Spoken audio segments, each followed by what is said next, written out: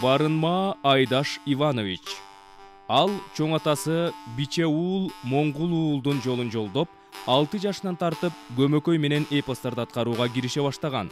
5 класстан баштап мектептин концерттерине катышып, сыгыт жана көмөкөй менен эпостарды аткарган. Тува Республикасынын эмгек сиңирген артисти.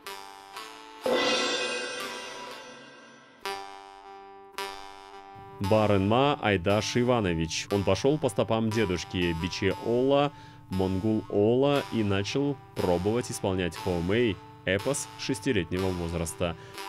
С 5 класса принимал участие на школьных концертах, пел песни «Сыгыт хоумэй», заслуженный артист Республики Тыва.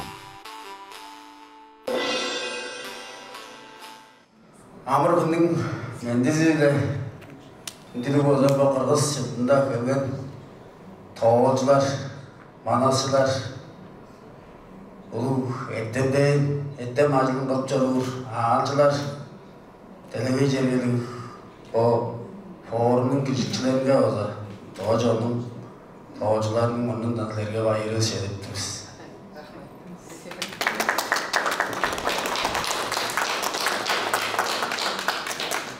Арслан қаратты, құнан қарады, мадырын Мөгөйнің өзі тоғайында бізен епос мадырлы тоғыты сілеге қатып бәрін. Кезек күйен. Шион, шылдағының қырынға далай байбын қан деп қандырған ергеннейін чүйсіз қолғазыны қолғап тұрар. Сайтойын қадыны да жүмәз ергеннейін.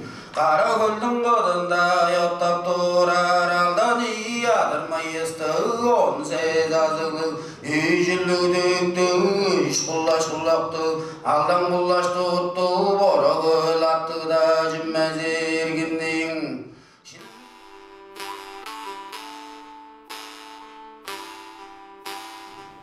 Қара көлдің қадында яттап тұрар алдан ядырмай есті он сез азығы үйжілігдікті үш құспақ құдырықты алдан құлашты ұртты бора көл атты да жүмәз ергеннің. Шылдау жұптында алажындан алаяндан ешті да алдын бұллақ мүмкін бұллақ сұлу да жүмәз ергеннің.